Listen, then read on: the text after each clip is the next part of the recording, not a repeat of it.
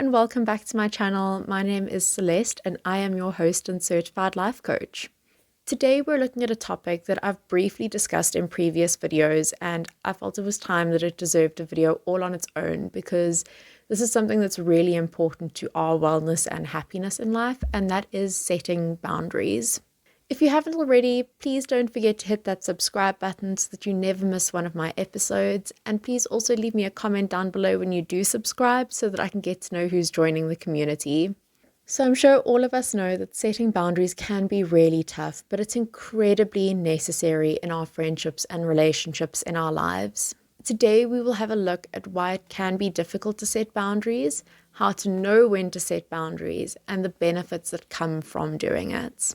Setting boundaries can be really tough, but it's incredibly necessary in terms of our own personal wellness and happiness and looking after and nurturing our friendships and relationships. Today, we'll look at the process of setting boundaries, as well as the fact that we cannot expect people around us to be mind readers. If we're not communicating our needs and boundaries, we can't expect others to respect or understand them.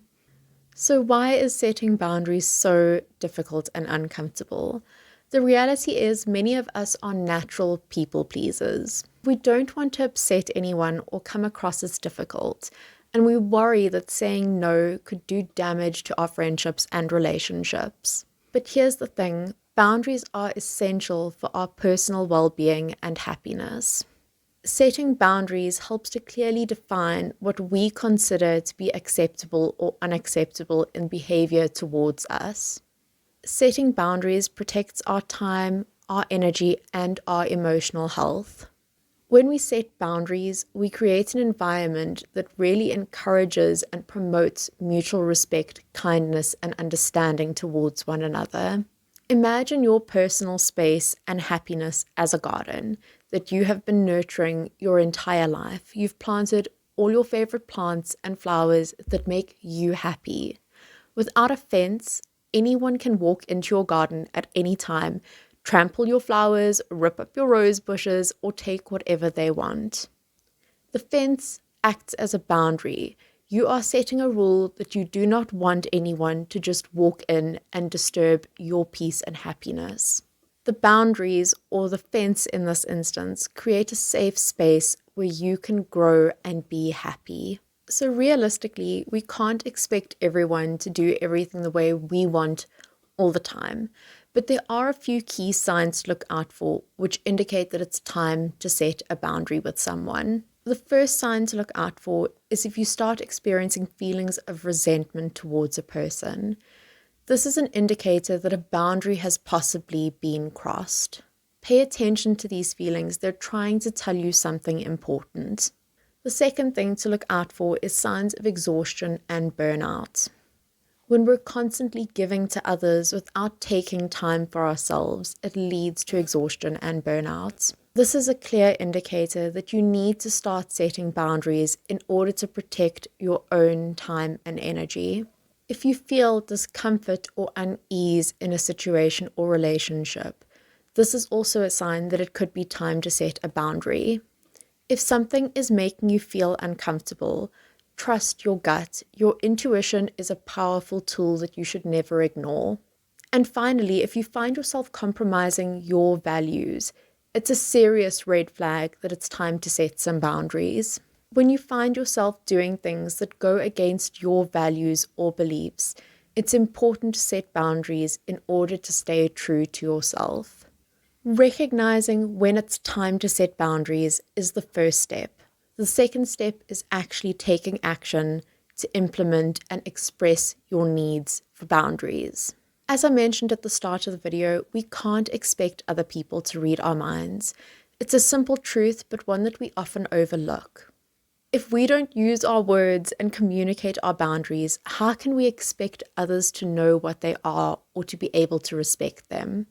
So this brings us to the communication skills that we need in order to communicate and set boundaries. Not all boundaries are created equally, unfortunately, and there are a few key things you should keep in mind when you are communicating your boundaries to someone in order to help them understand exactly what it is that you need. So here are some tips on communicating your boundaries effectively. Firstly, be clear and direct. When communicating or setting a boundary, be clear and direct in your communication. It's important that you own and express your feelings and emotions by using I statements. So you would say, I need some time alone in order to recharge, not, please leave me alone, you're exhausting me. When you are setting a boundary, it is about your needs and what works for you. It's not to say the other person is doing anything wrong, so it's important that you own that it is your feelings that are making this boundary necessary. Stay calm and respectful. It's important before you have these conversations to ensure that you are going into it in a calm headspace and that you will be respectful to the individual you're talking to. Remember that the goal is to protect your well-being, time, and energy, and not to start a conflict. And I think this is why sometimes setting boundaries can be particularly scary, is because we feel that it's going to start a conflict. But if you go in calmly and respectfully, this shouldn't be the case. The next point is that it's crucial to be assertive when setting boundaries. But being assertive doesn't require you to bulldoze over someone else.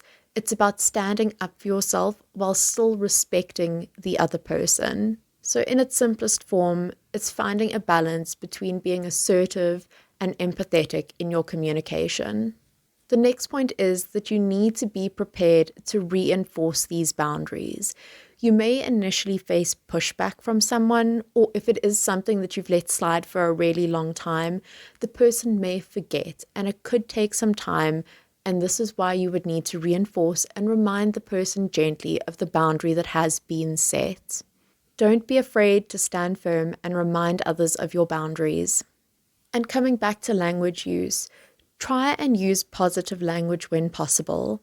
Instead of saying to someone, I can't help you, rather try saying, I can't help you right now, but I will be able to help you when I'm done with my own work. Setting boundaries can be really difficult and uncomfortable, but it really is so important in protecting your friendships and relationships. Setting boundaries is so difficult and so uncomfortable sometimes, but it really is so crucial, especially when it comes to people that we care about and want to keep in our lives. If we continuously just let things slide and let behavior that is making us unhappy continue, that resentment starts to build. And once that happens, it's a slippery slope until you reach the point where there's too much water under the bridge and there's too much damage, and the friendship or relationship will come to an end.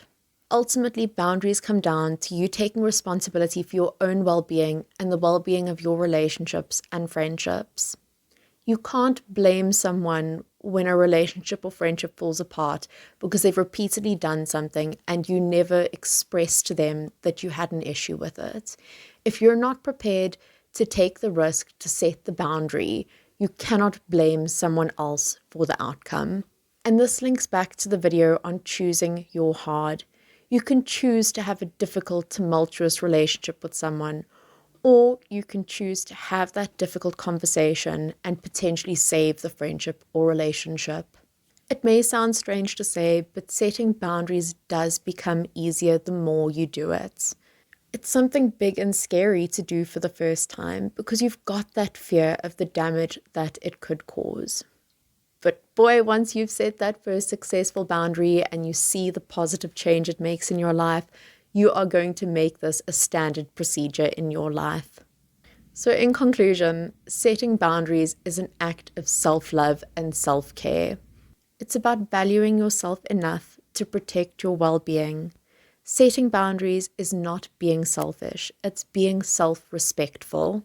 You deserve to have your needs met and your limits respected, the same way that you would for someone else.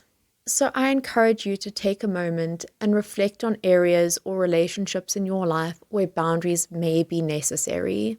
Think about how you can effectively communicate these needs to those around you. Start small and be patient with yourself. This is a skill that will take some practice. If you have any further comments or questions on setting boundaries, please do leave me a comment below, as I feel there definitely is a second video needed. This is a big topic to try and cover in one video.